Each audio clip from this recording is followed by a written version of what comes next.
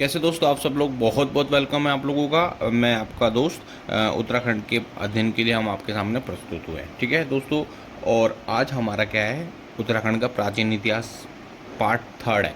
ठीक है, उत्तराखंड का जो इतिहास चल रहा है, उन्हीं उत्तराखंड की जो क्लासेज चल रही है वो आज थर्ड क्लास पर आकर के रुक गई थी। कल दो हो गई थी, आज तीसरे हम लोग स्टार्ट करने जा रहे हैं। ठीक है, तो यहाँ पर हम लोग क्या है, कुछ शासक हैं जैसे कुणिक हैं, शक है, ठीक है, और कुषाण शासक हैं, कीर्तिपुरिया, कार्तिकेयपुर राजवंश है। ये सारा हम लोग यहाँ पर आपको इम्पोर्टेंट क्वेश्चन बताएंगे।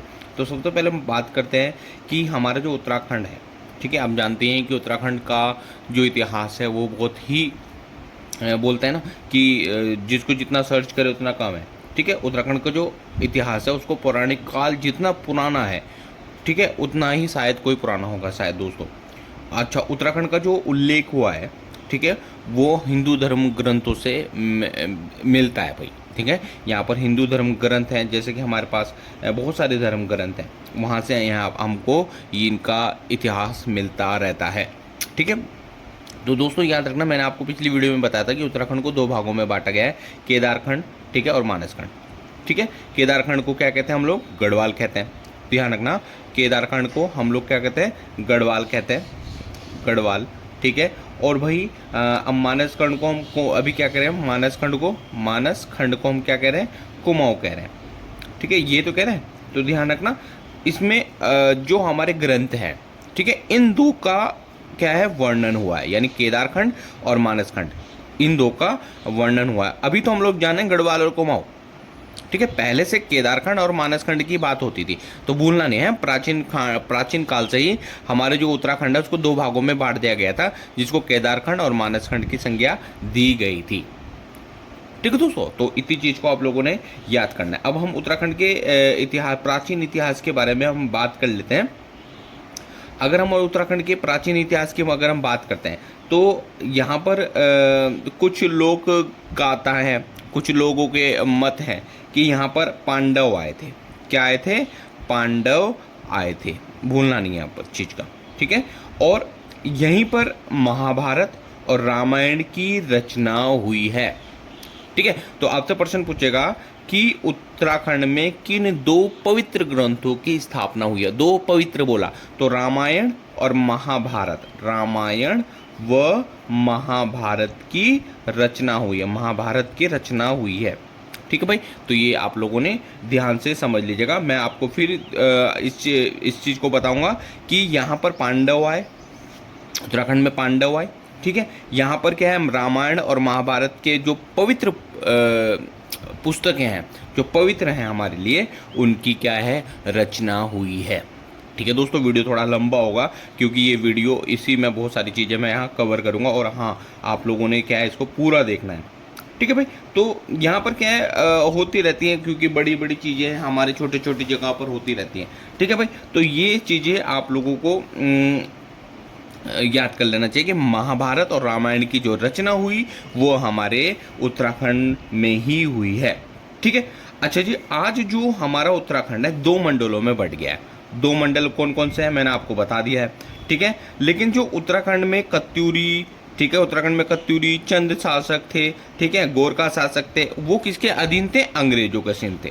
तो यहाँ पर दो महत्वपूर्ण चीजें आप समझ लो, कत्यूरी, चंद और गोरखा, वो किसके अधीन हो गए थे, अंग्रेजों के अधीन ही तो थे, अंग्रेजों ने थे, अंग्रेजों के अधीन ही तो थे, ध्यान रखना। अच्छा, इनका जो कत्यूरी का मैं भी बताऊंगा, कत्यूरी का जो शासन था, शायद आप नोट करना चाहो तो लिख सकते हो, जो कत्यूरी का जो शासन था 2500 ईसा पूर्व, बेटा मेहनत करनी पड़ेगी आपको, 2500 ईसा पूर्व से 770 ईसा पूर्व तक। ठीक है, ये कत्यूरी वंश था, याद करना, कत्यूरी वंश, ओके, याद कर लीजिएगा। ठीक है भाई, और अब देखो 770 से और जी 1790, तो बढ़ रहा है, 1790 ईसा पूर्व में हमारे चंदवंश आए थे। अभी जब पढ़ा रहा था मैं, चंदवंश पढ़ा रहा था तो आप लोगों को ऑफलाइन क्लास में, ठीक है, तो याद रखना। और 1790 से 1815 ये हमारे गोरखा शासन था, यहाँ पर गोरखा शासन था। ठीक है, और भैया 1815 से, ठीक है, यहाँ जब तक आज़ाद नहीं हुआ हमारा उत्तराखंड, तो यहाँ पर उत्तराखंड जब तक आज़ाद नहीं हुआ तब तक क्या भैया यहाँ पर अंग्रेजों का शासन था, यानी 1947 तक यहाँ पर हमारे पास अंग्रेज थे। क्लियर है? तो ध्यान। लेकिन अच्छा एक चीज़ बताओ दोस्तों मुझे आप लोग, ठीक है, मुझे एक चीज़ बताओ आप कि अंग्रेजों, ध्यान रखना, अंग्रेजों का जो शासन था वो हम ज़्यादा उससे प्रभावित क्यों नहीं थे? मुझे आप कमेंट सेक्शन में बताएंगे, ठीक है। जो अंग्रेज थे उनके शासन से हम इतने प्रभावित क्यों नहीं थे भैया, ठीक है। तो याद रखना। तो आप लोगों ने, ये पेज नंबर 2 है। इसी टाइप से बेटा हम लोग क्लास ले रहे हैं, आप लोगों को बोर्ड में नहीं पढ़ा रहे, ठीक है, जिससे कि जल्दी जल्दी हम लोग क्या है सिलेबस पूरा कर लें। क्लियर है? कोई डाउट इसमें नहीं है और डाउट रहना भी नहीं चाहिए। देखो ध्यान रखना, यहाँ पर आपसे पूछेगा कि पांडव हमारे उत्तराखंड में आए, रामायण और महाभारत की रचना। देखो प्राचीन इतिहास पढ़ रहे तो भाई ये चीज़ पता होना चाहिए। तो कत्यूरी, चंद, गोरखा, ये किसके अधीन थे? अंग्रेजों के अधीन ही तो थे, अंग्रेजों के अधीन थे। अच्छा, यहाँ पर कत्यूरी राजवंश का शासन था 2500 से 770 ईसा पूर्व, ठीक है,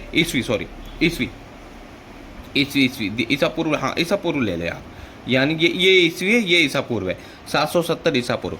कत्यूरी का हमारा हो गया 770 से 1790, 770 से 1790 हमारे पास क्या था? हमारे पास ये ईस्वी है ना, ये चंदवंश थे। फिर 1790 से 1815 में गोरखा शासन आए, ठीक है। इनका गोरखाओं का, भाई गोरखा लोगों का जब शासनकाल पढ़ा रहा था मैं, चलो मैं यहाँ भी पढ़ाऊंगा, तो अब देखना कि कितना आप लोग सोच भी नहीं सकते कि किस तरह से सजा देते थे वो लोग। 1815 से 1947 में अंग्रेज यहाँ पर इनका पूर्ण रूप से उन्होंने हमारे पर शासन किया। अच्छा चलो अब आप थोड़ी सी बात करते हैं कुणित शासन की।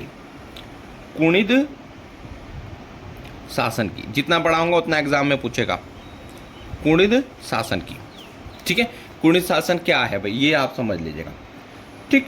प्राचीन हिमालय, देखो यहाँ रखना, मैं जो आप लोगों को समझाऊंगा, कुणित राजवंश, देखो ध्यान से समझना भैया, कुणित राजवंश, प्राचीन हिमालय, ठीक है, प्राचीन हिमालय, भूलना नहीं दोस्तों, ठीक है, प्राचीन हिमालय। आप सीधी सी बात याद रख लो, कुणित जो राजवंश था, ठीक है, वो 2री से 3री शताब्दी के बीच में आया था,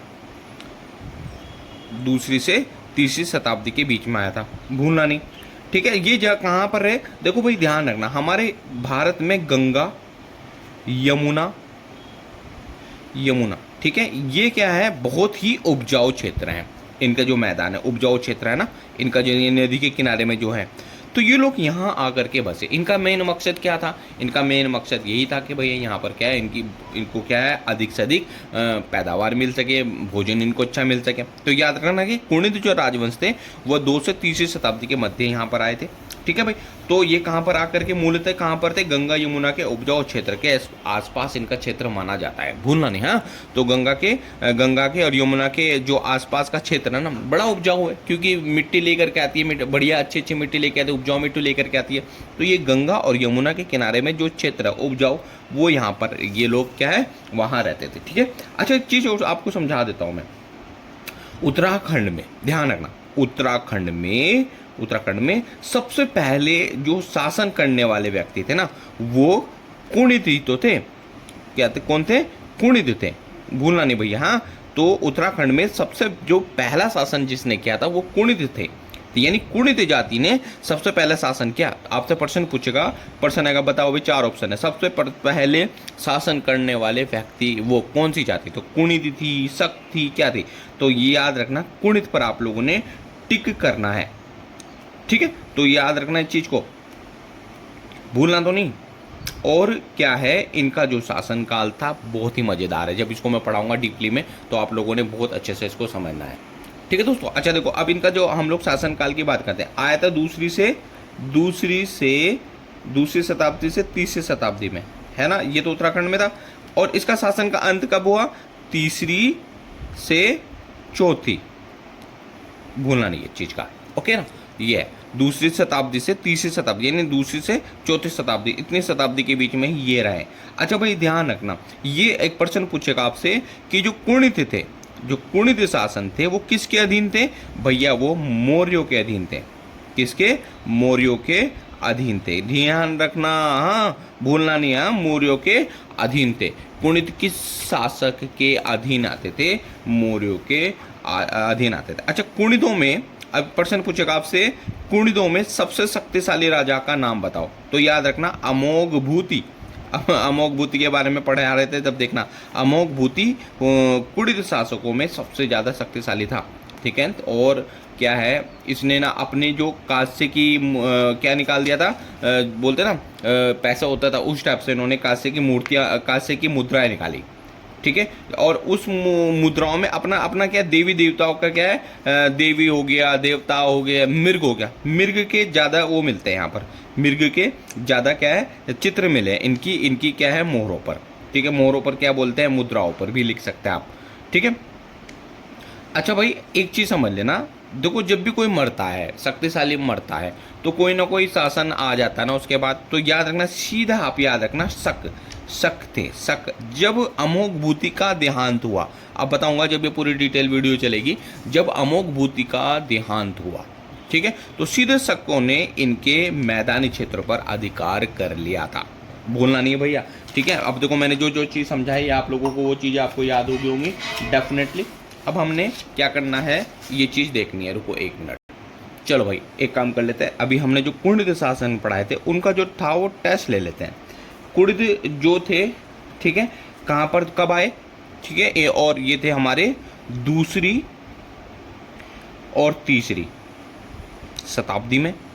और जो पहाड़ी क्षेत्र था, बोलते हैं ना पहाड़ी क्षेत्रों पर ये कब तक रुके थे, तो ध्यान रखना दोस्तों, तीसरी से चौथी शताब्दी के बीच। ठीक है, चलो भाई ठीक है। अच्छा, ये कहाँ रहते थे, नंबर एक, इनका जो रहन सहन था वो गंगा और यमुना के उपजाऊ क्षेत्र पर, ठीक है, उपजाऊ क्षेत्र के आसपास, यानी ये नदी है तो यहाँ पर ये लोग रहते थे भाई। ठीक है भाई, चैनल सब्सक्राइब जरूर करना।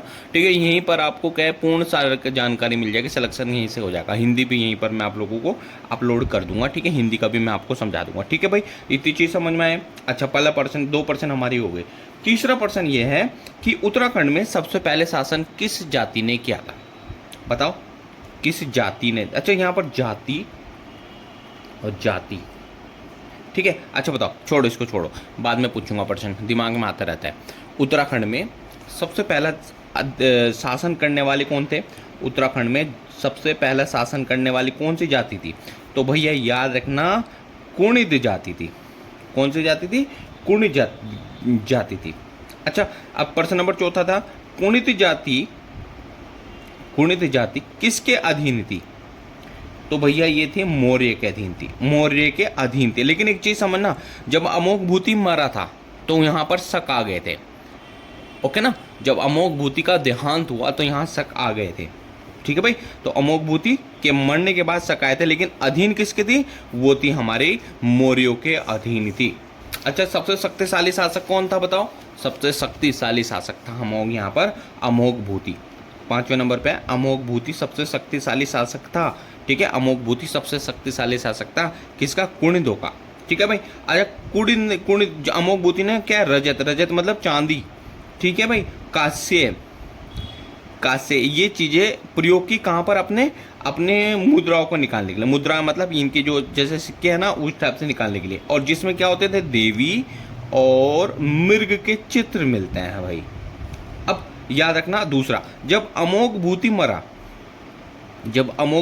गया, अमोघ भूति की मृत्यु हुई, तो यहाँ पर क्या है, कौन है, शक है। अब हम शकों के बारे में पढ़ने जा रहे हैं, भूलना नहीं भाई। ठीक है, तो ये आप लोगों को इतना पता चल गया होगा, तो इतना पेपर में पूछ लेगा, ये 4-5 क्वेश्चन आपसे पूछेगा, तो इस चीज़ को आप लोगों ने देखना है। देखो भाई, शक जो थे बहुत ही शक्तिशाली हुआ करते थे। ठीक है, कुणिदों को तभी तो एकदम बस गया, उनके जो अधिकार क्षेत्र था मैदानी भागों में, वो तुरंत आकर के बस गए थे। तो ध्यान रखना, ये स्किथी लोग हैं, स्किथी लोग हैं। क्या है, स्किथी का एज जनजातीय समूह है, ये जनजातीय समूह है। ओके जी, याद रखना ये समूह है, ओके समूह है। ठीक है, अच्छा ये इनका कहाँ कहाँ है, ये भारत में भी थे, भारत में, चाइना में, चीन में, ईरान में। ठीक है, ईरान के बाद एक जगह और आती है, यूनानी जो दवाई थी, यूनानी दवाई लाने में इनका बहुत बड़ा शासन था यूनान में। तो इनका जाकर ये रहे, यहाँ इनका वास स्थान था, वास स्थान था। मतलब बहुत इंपॉर्टेंट चीज़ है, बताऊंगा अभी। देखो जब आप कैसे कह सकते हो भाई हमारे उत्तराखंड में ये रहे, ठीक है, वास स्थान था। बताता हूँ अभी क्या रीज़न है, ठीक है। तो इनका जो इतिहास था ना, वो हमारी जो हमारे भारत के जो इनका इतिहास, हमारे इतिहास को क्या है, पूर्ण रूप से प्रभावित करता है भाई, ठीक है। अच्छा, इन्होंने एक तुमने सुना गैगोरियन कैलेंडर, गैगोरियन, एक गैगोरियन होता है, कैलेंडर होता है, ठीक है, और एक होता है शक संवत, भारतीय राष्ट्रीय कैलेंडर जिसको बोलते हैं भारतीय, देखो याद नहीं आ रहा, भारतीय राष्ट्रीय कैलेंडर, ठीक है, जिसको बोलते हैं हम शक संवत। तो ये इन्होंने ही चलाया था भाई, ठीक भाई, क्लियर है ना। अच्छा भाई, इनकी जो मूर्तियां थी, ठीक है, वो शकों के जो शासन था उसको बताती हैं। हमारे पास अगर बात कर लेते हैं, अल्मोड़ा गए होंगे आप लोग, ठीक है, उसके पास एक कोसी नदी बहती है, वहाँ पर एक कटारमल सूर्य मंदिर है, कटारमल सूर्य मंदिर है, ठीक है, जो वहाँ पर मूर्तियाँ हैं, जो मंदिर है वो इन्हीं की शैली को तो बताता है। तो याद रखना, इस चीज़ को भूलना नहीं है, ठीक है। अच्छा भाई, एक चीज़ समझ लो, जब शक अपने प्रभाव इनका ख़त्म होने लगा, तो यहाँ पर कुषाण आने लगे थे। कुषाण, कुषाण ऐसे लिखते हैं ना, हाँ, कुषाण ये लिखते हैं, कुषाण यहाँ पर आ गए, ठीक है। कुषाणों ने अब यहाँ पर शकों के बाद आदि शासन किया। अब देखो, पहले थे हमारे पास, पहले कौन थे, अमोघ भूति, ठीक है भाई, अमोघ भूति थे, ठीक है। अमोघ भूति के बाद कौन आया, अमोघ भूति के बाद आया था हमारा शक आया था, शक आया पहले अमोघ भूति का, भूलना नहीं भैया। अमोघ भूति के बाद कौन आए थे हमारे पास, शक आए, भूलना नहीं। हाँ, अमोघ भूति के बाद कौन आए पहले, अच्छा चलो ऐसे नहीं करते, पहले लिखते हैं कुणित थे, फिर उसके बाद शक आए, फिर आप कुषाण आएंगे, ठीक है। इनका शक्तिशाली शासक कौन था, अमोघ भूति था। अमोघ भूति के बाद शक आए, शक के बाद अब कुषाण के बारे में हम लोगों ने चर्चा करनी है। तो अब ध्यान से समझना, और भाई चैनल सब्सक्राइब जरूर करना बेटा, ठीक है। चलिए आगे बढ़ते हैं, चलो भाई, ठीक है। तो भैया अगर आप हमारी ऑफलाइन क्लास में हमारे इंस्टीट्यूट में आना चाहे तो वहाँ भी आकर के पढ़ाई कर सकते हैं। चलो खैर कोई नहीं, आप अगर दूर दराज में रहते हैं तो यहीं से पढ़ाई आपकी हो जाएगी, ठीक है भाई, तो ध्यान रखना। अच्छा जी, कुषाण के बाद हमारे कौन आएंगे, अच्छा देखो मैं आपको बताता हूँ, कुषाण के बाद हमारे पास आएंगे कार्तिकेयपुर, कार्तिकेयपुर अभी बताऊंगा कार्तिकेयपुर के बारे में। थोड़ा सा पहले क्या है, इसको डिस्कस कर लेते हैं, ठीक है। लो इसको मैं यहाँ पर लिख लेता हूँ। अब हमारे पास आए हैं, एक मिनट, मैंने पेपर बना लिए थे आप लोगों के लिए, तो वही, हाँ, अगर आप लोग मेहनत करोगे तो डेफिनेटली हम आपके साथ हैं और आपका सिलेक्शन डेफिनेटली होगा। इसके बाद एक पेपर सोल्व कराऊंगा मैं, उस पेपर को आप लोगों ने सोल्व करना है, ठीक है। पुराने पेपर भी सोल्व करने पड़ेंगे, ठीक है, वो हमारी क्या है, सिलेक्शन को और मजबूती देंगे। तो सबसे पहले हम बात कर लेते हैं कुषाण की, बात कर लेते हैं कुषाण, देखो सकोगे ना आप, कुषाण राजवंश की बात कर लेते हैं, कुषाण राजवंश। अब तो ध्यान रखना भाई, तो याद, कुछ लोग विद्वान ये कहते हैं कि 5वीं शताब्दी, 5वीं शताब्दी, ठीक है, में नागो ने कुणिद राजवंश, याद रखना, ये मैं मेन टॉपिक है इसलिए लिखा रहा हूँ, राजवंश का अंत कर उत्तराखंड पर अपना अधिकार कर लिया, राजवंश को खत्म कर अपना अधिकार कर लिया, ठीक है भाई, ध्यान रखना, ठीक है भाई। और एक मोखरी वंश आया जिसको क्या है, हर्षवर्धन ने खत्म कर दिया था, ठीक है भाई। तो ये ध्यान से समझ लेना, इतना आपसे पूछा जाएगा। अच्छा, कुषाण के जो कुषाण शासन थे ना, उसके अवशेष कहाँ मिले हैं, ऋषिकेश में, ऋषिकेश।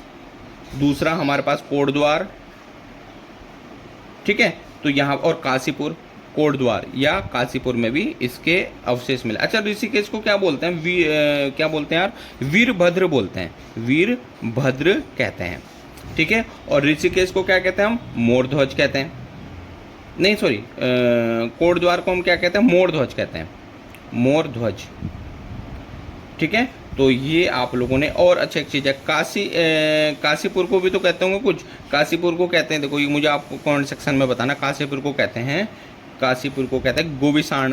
गोवीपाषाण, गोभी नहीं, गोवीपाषाण, ठीक है। तो ये आप लोगों ने देखना है, ओके जी, ये आपका इतना हुआ, ज़्यादा इसमें कुछ है नहीं है। और इसके बाद हम लोगों ने आगे पढ़ना है। अच्छा, अब थोड़ा सा एक और इम्पोर्टेंट है, वो देख लेते हैं, आगे बढ़ते हैं फिर उसके बाद। ठीक है, एग्जामिनर जो है वो इतना ही हम लोगों से पूछता है, लेकिन कुछ हमारे वंश थे, निम्बर थे, मैं बता देता हूँ। निम्बर वंश था, ठीक है, श्रवणादित्य था, श्रवणादित्य वंश था। अब मुझे कमेंट सेक्शन में बताएंगे। पाल वंश था। ये वंश आप लोगों ने पढ़ लेना है एक बार, ठीक है, कोई डाउट इसमें होना नहीं चाहिए, ठीक है, ये पढ़ना। चलो अच्छा, निम्बर वंश के बारे में थोड़ा सा बताता हूँ।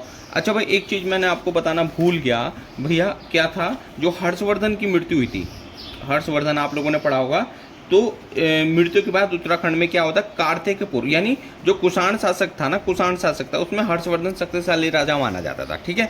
तो यहाँ पर जब इनकी मृत्यु हुई तो क्या हुआ, हमारे पास कार्तिकेयपुर राजवंश आ गया। चलो मैं थोड़ा सा बता देता हूँ, कार्तिकेयपुर राजवंश आ गया, पुर राजवंश आ गया, ठीक है भाई। तो ध्यान रखना।